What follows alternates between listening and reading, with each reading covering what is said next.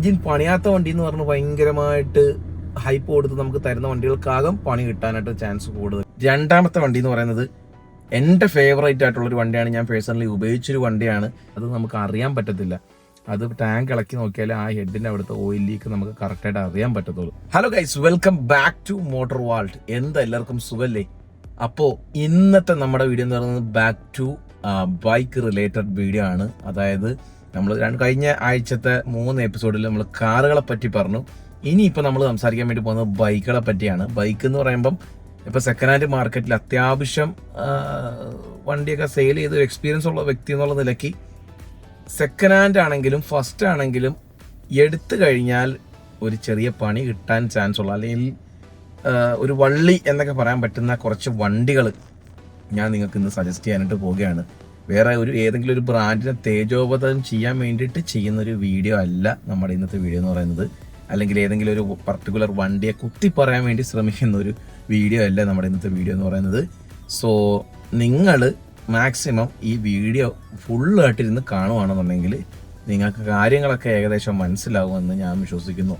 കഴിഞ്ഞ വർഷം നമ്മൾ ഏകദേശം ഇതുപോലത്തെ ഒരു വീഡിയോ ചെയ്തിട്ടുള്ളതായിരുന്നു. സോ ഈ വർഷം കൂടെ അതിൻ്റെ ഒരു പാർട്ട് 2 എന്നുള്ള ലെവലിൽ നമ്മൾ വീഡിയോ ചെയ്യാനായിട്ട് ചെയ്യുന്നു. സോ ഫസ്റ്റിലത്തെ വണ്ടി എന്ന് പറയുന്നത് മോജോ ആണ്. മോജോ എന്ന് പറയുന്നത് അത്ര പോപ്പുലർ ആയിട്ടുള്ള ഓപ്ഷൻ അല്ല, പക്ഷേ പല ആൾക്കാരും മോജോ എടുക്കാൻ റെക്കമെൻഡ് ചെയ്യുന്നുണ്ട്. ഞാൻ റെക്കമെൻഡ് ചെയ്യുന്നുണ്ട്. തീർച്ചയായിട്ടും one of the finest tourer, ഡൊമിനറിനെക്കാട്ടിലും എനിക്ക് ഓടിച്ചിട്ട് ടൂറിങ് സെഗ്മെന്റിൽ ഇഷ്ടപ്പെട്ടൊരു വണ്ടി മോജോ ആണ്. പക്ഷേ അത് വള്ളിയാവാൻ കാരണം എന്ന് വെച്ച് കഴിഞ്ഞാൽ ഷോറൂമുകളുടെ അവൈലബിലിറ്റി കുറവാണ്. സ്പെയർ പാർട്സ് കിട്ടാൻ വലിയ ബുദ്ധിമുട്ടൊന്നും ഞാൻ പറയുന്നില്ല. കാര്യം ഞാൻ ഇരിക്കുന്നത് ഫിയറ്റ് പുണ്ടോയിലാണ്. അതുകൊണ്ട് തന്നെ ഇത് നമുക്ക് വിശ്വസിച്ചെടുക്കാമെങ്കിൽ സ്പെയർ പാർട്സിൻ്റെ കാര്യത്തിൽ നമുക്ക് വലിയ ബുദ്ധിമുട്ടില്ലാതെ മോജോയിൽ നമുക്ക് എടുക്കാം.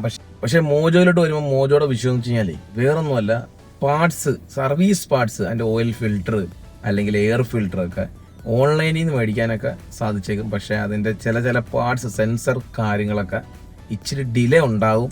അതുകൊണ്ട് തന്നെ മേ ബി അതൊരു തലവേദന ആവാൻ ചാൻസ് ഉണ്ട് നിങ്ങളുടെ പ്രൈമറി വണ്ടി മോജോ ആണെന്നുണ്ടെങ്കിൽ. അതുമാത്രമല്ല, വണ്ടി വിൽക്കാൻ വേണ്ടിയിട്ട് നല്ല ടാസ്ക്കാണ്. റീസെയിൽ സെക്കൻഡ് മാർക്കറ്റിൽ ഇച്ചിരി പാടാണ് ആ ഒരു വണ്ടി നമുക്ക് വിറ്റ് പോകാനായിട്ട്. മോജോ ഇഷ്ടപ്പെടുന്ന ആൾക്കാർ മോജോ എടുക്കത്തുള്ളൂ, അത് വേറെ കാര്യം. അതിൻ്റെ ഇഞ്ചക്ടറിനൊക്കെ നല്ല അത്യാവശ്യം റേറ്റ് വരുന്നുണ്ട്. ഇഞ്ചക്ടറിനൊക്കെ ഇടയ്ക്കിടയ്ക്ക് കംപ്ലൈൻറ്റും കാണിക്കുന്നുണ്ട്. സോ അതൊരു പണി ഉള്ളൊരു വണ്ടിയായിട്ടാണ് എനിക്ക് തോന്നിയത് പേഴ്സണലി. ഇനി രണ്ടാമത്തെ വണ്ടി എന്ന് പറയുന്നത് എൻ്റെ ഫേവറേറ്റ് ആയിട്ടുള്ളൊരു വണ്ടിയാണ്. ഞാൻ പേഴ്സണലി ഉപയോഗിച്ചൊരു വണ്ടിയാണ്. ഇപ്പം BS3, ഡ്യൂക്ക് 390, RC 390 എന്ന് പറഞ്ഞ ഒരുപാട് പേര് പറയുന്നുണ്ട്. എടുത്തു കഴിഞ്ഞാൽ 100% വണ്ടികളും പണിയാണെന്ന് ഞാൻ പറയുന്നില്ല. പക്ഷേ 100-ൽ 88% വണ്ടികൾക്കും എന്തെങ്കിലും എൻജിൻ സൈഡ് പണിയുള്ള വണ്ടികളാകാൻ ചാൻസ് ഉണ്ട്. അതായത് വരുന്നതിന് തൊട്ട് മുമ്പായിരിക്കും ചിലപ്പോൾ നമ്മുടെ നമ്മുടെ ഭാഗ്യക്കേടിന് പോയി നമ്മൾ ആ വണ്ടി എടുക്കുന്നത്. അതായത് ആ ഒരു വണ്ടി എന്ന് പറഞ്ഞാൽ ഹൈ കംപ്രഷൻ വണ്ടിയാണ്. അത് എടുക്കുന്ന ആൾക്കാർ എന്തായാലും നല്ല ആ വണ്ടിയെ മാക്സിമം ആ ഒരു വണ്ടിയുടെ ഫുൾ പൊട്ടൻഷ്യൽ എന്ന് വെച്ച് കഴിഞ്ഞാൽ ആ വണ്ടിയുടെ ഓടിക്കേണ്ട ആയിട്ടുള്ളൊരു രീതിയുണ്ട്. ആ രീതിയിലൊക്കെ ആയിരിക്കും ഓടിച്ചേക്കുന്നത്. ടൂറിങ്ങിനോ അല്ലെങ്കിൽ ലീനിയർ പവറോ ഒന്നും അല്ല. അത്യാവശ്യം വണ്ടി നല്ല രീതിയിൽ യൂസ് ചെയ്തൊരു വണ്ടിയായിരിക്കും. അപ്പം അതിൻ്റെ കൂളൻറ്റും കാര്യങ്ങളൊന്നും ചെക്ക് ചെയ്യാതെ അതിൻ്റെ എഞ്ചിന് തേയ്മാനം, അതിൻ്റെ ടൈമിംഗ് ചെയിന്, അതിൻ്റെ വാൽവിനൊക്കെ നല്ല രീതിയിൽ, റോക്ക് റാമിനൊക്കെ നല്ല രീതിയിലുള്ള തേയ്മാനം വന്ന് ഒരു 95% ആയിരിക്കുന്ന സമയത്തായിരിക്കും നമ്മൾ പോയി നോക്കുന്നത്. നമ്മൾ പോയി നോക്കുമ്പോൾ എന്താ, വണ്ടിക്ക് വേറെ കംപ്ലൈൻറ്റോ കാരണമോ തന്നെ, കൂളൻ്റെ മിക്സിംഗ് ഇല്ല. പക്ഷെ വണ്ടി എടുത്ത് കഴിയുമ്പോഴായിരിക്കും ആ ഒരു വണ്ടിയുടെ ഓരോ പണികളായിട്ട് നമുക്കിങ്ങനെ വന്നുകൊണ്ട് ഇഞ്ചക്ടർ, അതുപോലെ തന്നെ ഇഞ്ചക്ടറിന് അങ്ങനെ കംപ്ലൈൻറ്റ് വന്നിട്ട് കേട്ടിട്ടില്ല. പക്ഷെ ഫ്യൂവൽ പമ്പ് ഇങ്ങനെ ചെറിയ കംപ്ലൈൻറ്റ് വന്നതായിട്ട് ഇങ്ങനെ കാണിക്കുന്നു എന്നുള്ളത് ഒരു വിഷമിപ്പിക്കുന്ന ഒരു കാര്യമാണ്. ഫ്യൂവൽ പമ്പ് ഇച്ചിരി കോസ്റ്റ്ലി ആണ്, ഒരു 7,000-8,000 രൂപ അടുത്ത്. അതുപോലെ തന്നെ ഡ്യൂക്ക് 200-ഉം 390 ഓൾമോസ്റ്റ് എല്ലാവർക്കും അറിയാമെന്ന് വിചാരിക്കുന്നു.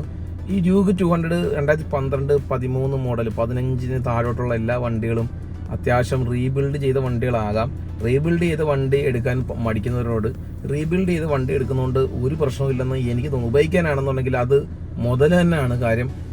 ഓൾമോസ്റ്റ് സിലിണ്ടറും പിസ്റ്റനും അതിൻ്റെ വാൽവും കാര്യങ്ങളൊക്കെ ടൈമിംഗ് ചെയിനൊക്കെ പുതിയതാണെങ്കിൽ എടുത്തു കഴിഞ്ഞാൽ നിങ്ങൾക്ക് ബ്രാൻഡ് ന്യൂ പോലെ ഉപയോഗിക്കാം. പക്ഷേ ഈ എൻജിൻ പണിയാത്ത വണ്ടി എന്ന് പറഞ്ഞ് ഭയങ്കരമായിട്ട് ഹൈപ്പ് കൊടുത്ത് നമുക്ക് തരുന്ന വണ്ടികൾക്കാകും പണി കിട്ടാനായിട്ട് ചാൻസ് കൂടുതൽ.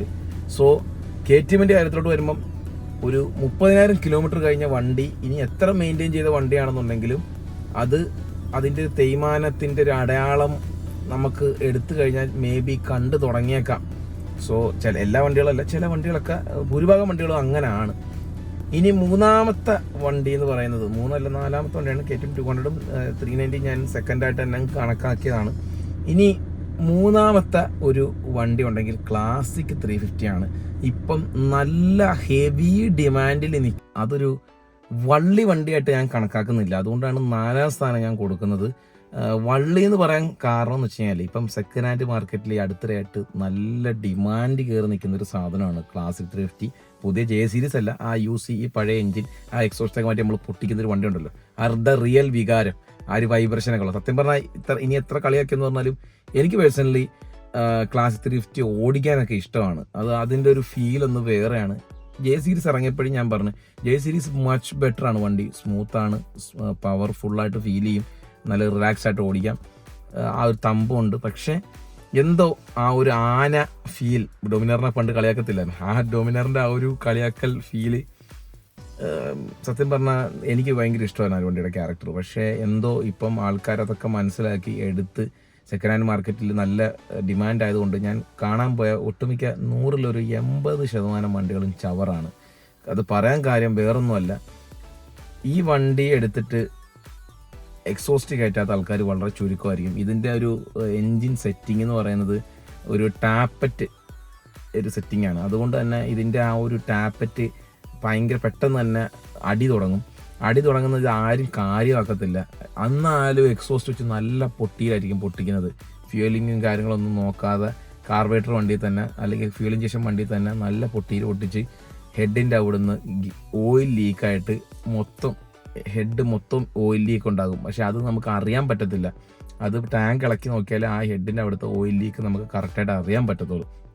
സോ അങ്ങനെയുള്ള വിഷയങ്ങളും, അതുപോലെ തന്നെ റെസ്റ്റിംഗ് ഇഷ്യൂസ്, പിന്നെ കാർബറേറ്റർ ഇഷ്യൂസ്. കാർബറേറ്റർ ഇപ്പോൾ E20 ഒക്കെ ഇറങ്ങിയിട്ടുണ്ട്, പക്ഷേ E20 വെച്ച് കഴിഞ്ഞുള്ള വിഷയം എന്ന് വെച്ച് കഴിഞ്ഞാൽ മൈലേജ് ഓൾറെഡി E20 കാരണം കുറഞ്ഞിട്ടുണ്ട്. ഇതിൻ്റെ ജെറ്റിൻ്റെ ഹോളിൻ്റെ സൈസ് കൂട്ടി, പിന്നെ റബ്ബർ സീലൊക്കെ കുറച്ചും കൂടെ ബെറ്റർ ആക്കി സ്ട്രെങ്തൻ ചെയ്തു എന്നുള്ളത്. ഇത് മാത്രമല്ല E20 കോമ്പാക്റ്റബിൾ കാർബറേറ്ററുള്ളത് ഫ്യൂല് കൂട്ടി കൊടുത്തുകൊണ്ട് തന്നെ പവർ ഇച്ചിരി ഒന്ന് ബെറ്ററായി, പിന്നെ മിസ്സിങ് കുറഞ്ഞു എന്നുള്ള കാര്യം. പിന്നെ നല്ല രീതിയിൽ മൈലേജ് കുറയും കേട്ടോ. ഓൾറെഡി ക്ലാസിക് 350 സിറ്റി ഓട്ടത്തിനൊക്കെ ശോകമാണ് മൈലേജ്.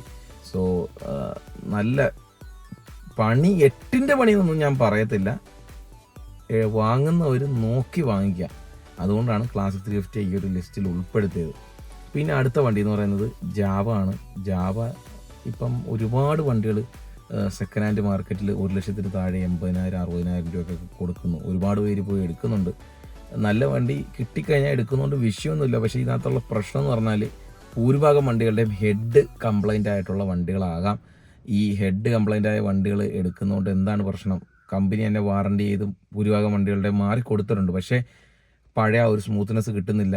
ത്രോട്ടിൽ ബോഡി ഒട്ടുമിക്ക എല്ലാ വണ്ടികളുടെയും കംപ്ലൈൻ്റായി കണ്ടുവരുന്നുണ്ട്. അത് ഒരു വള്ളി ആവാൻ ചാൻസ് ഉണ്ട്. സ്പെയറൊക്കെ കിട്ടാൻ ഒരു ബുദ്ധിമുട്ടുമില്ല. എല്ലാ ജില്ലയിലും ജാവാടെ SDയുടെ ഒക്കെ ഷോറൂം ഉണ്ട്, BSA ഉൾപ്പെടെയുള്ള എല്ലാ ബ്രാൻഡുകളുടെ. പക്ഷേ എന്തോ എനിക്ക് ആ പഴയ മോഡൽ ജാവ 42 അല്ലെങ്കിൽ ബോബർ, പെറാക്ക്, ഈ മോഡലൊന്നും എനിക്ക് ദഹിച്ചിട്ടില്ല ഓടിക്കാനൊക്കെ ആയിട്ട്. എന്തോ ഒരു ട്യൂണിങ്ങിലൊക്കെ ഒരു പോരായ്മ എവിടെയൊക്കെയോ എനിക്ക് ഫീൽ ചെയ്തിട്ടുണ്ട് ആ വണ്ടിയിൽ. ഇപ്പോൾ ഇറങ്ങുന്ന ആൽഫ സീരീസിൽ വരുന്ന എൻജിനൊക്കെ മച്ച് ബെറ്റർ ആണെന്നാണ് പറയാൻ സാധിക്കുന്നത്. ഞാൻ ഓടിച്ചിട്ടില്ല, ഒരുപാട് ആൾക്കാർ പറഞ്ഞ് കേട്ട അറിവാണ് പറയുന്നത്. കുഴപ്പമില്ല, വൈബ്രേഷനും ഫ്യൂലിങ്ങും ഗിയറിങ്ങും ഒക്കെ ബെറ്റർ ആക്കിയിട്ടുണ്ടെന്നാണ് അറിയാൻ സാധിച്ചത്. അതുകൊണ്ട് അതിലോട്ട് നമുക്ക് പോകുന്നില്ല. പക്ഷേ പഴയ മോഡലൊക്കെ എടുത്തു കഴിഞ്ഞാൽ നിരന്തരമായി പണി കിട്ടാനുള്ള സാധ്യത കൂടുതലാണ്. പിന്നെ ഇതൊന്നും ഞാൻ പറഞ്ഞില്ലേ, ഒരു വള്ളി ലെവലിൽ ഞാനൊന്നും ഈ ക്ലാസിക്കിനെയും ഡ്യൂക്ക് 390 BS3M അതിനെയൊന്നും ഞാൻ ഉൾപ്പെടുത്തുന്നില്ല. ഇതൊക്കെ എടുത്തു കഴിഞ്ഞാൽ മാർക്കറ്റിലുള്ള ഈ ഒട്ടുമിക്ക എല്ലാ വണ്ടികളും അത്യാവശ്യം നല്ല അബ്യൂസ് ചെയ്ത് റഫ് യൂസ് ചെയ്ത വണ്ടികളാകാം. അതുകൊണ്ട് തന്നെ നമുക്ക് ഈ പറഞ്ഞ സംഭവങ്ങളൊക്കെ വാങ്ങിച്ചു കഴിഞ്ഞാൽ പണി കിട്ടാനുള്ള സാധ്യത കൂടുതലുകൊണ്ട് പറയുന്നതാണ്. അല്ലാതെ ഒരു വണ്ടിയും ഞാൻ മോശപ്പെടുത്തി പറയുന്നതല്ല. ഈ വണ്ടികളൊക്കെ ഇറങ്ങിയ സമയത്തൊക്കെ രാജന്മാർ തന്നെയാണ്. മോജോയുടെ കാര്യമൊക്കെ പറയുകയാണെങ്കിൽ മോജോയെ വെല്ലാൻ ടൂറിങ് സെഗ്മെൻറ്റിൽ, ആ ഒരു സെഗ്മെൻറ്റിൽ ആരും വിചാരിച്ചിരുന്നില്ല മഹീന്ദ്ര ഇത്ര നല്ലൊരു വണ്ടി ഇറക്കുന്നു, ഡോമിനറിനെ പോലും ബജാജിനെ പോലും വെല്ലുന്നൊരു വണ്ടി. പക്ഷേ എന്ത് പറയാൻ, അതിൻ്റെ സ്പെയർ പാർട്സ് അവൈലബിലിറ്റി, അതുപോലെ തന്നെ അതിനകത്ത് വരുന്ന കംപ്ലൈൻറ്റുകൾ, റീസെയിൽ മാർക്ക് പിന്നെ വിറ്റ് ഒഴിവാക്കാമെന്ന് വിചാരിച്ചാൽ അതൊന്നും നടക്കത്തില്ല. അങ്ങനെയുള്ള കുറച്ച് ആലിക്കുലുത്ത് പണികളൊക്കെ ഉള്ളത് കൊണ്ടാണ് ഈ വണ്ടികളൊക്കെ ഞാൻ ഉൾപ്പെടുത്തിയത്. FC-യുടെയും 220-യുടെ ഒക്കെ പേര് പാർട്ട് 1 പറഞ്ഞതാണ്. അതുകൊണ്ട് ഈ പേര് ഞാനിതൊന്നും ഇതിനകത്ത് അഴിക്കുന്നില്ല. സോ സെക്കൻഡ് ഹാൻഡ് വണ്ടി വാങ്ങാൻ നിൽക്കുന്ന ആൾക്കാർ കുറച്ച് പെർഫോമൻസ് വണ്ടികൾ, ഇതൊക്കെ വില കുറഞ്ഞ വണ്ടികളാണ് ഇതൊക്കെ, ഈ പറഞ്ഞ വണ്ടികളൊക്കെ. അതുകൊണ്ട് മാക്സിമം ആൾക്കാരും ഇതൊക്കെ എടുക്കാനേ ചാൻസ് ഉള്ളൂ. മോജോ ഇഷ്ടപ്പെടുന്ന ആൾക്കാർ മാത്രമേ അതിലോട്ട് പോകത്തുള്ളൂ. ബട്ട് ഞാൻ അത് ജസ്റ്റ് ഒന്ന് ഉൾപ്പെടുത്തുന്നുള്ളൂ. സോ ആർക്കെങ്കിലൊക്കെ വീഡിയോ ഉപകാരപ്രദമായിട്ടുണ്ടെങ്കിൽ വീഡിയോക്ക് ലൈക്ക് ചെയ്യുക, ചാനൽ സബ്സ്ക്രൈബ് ചെയ്യുക. അടുത്തൊരു വീഡിയോയിലാണ്.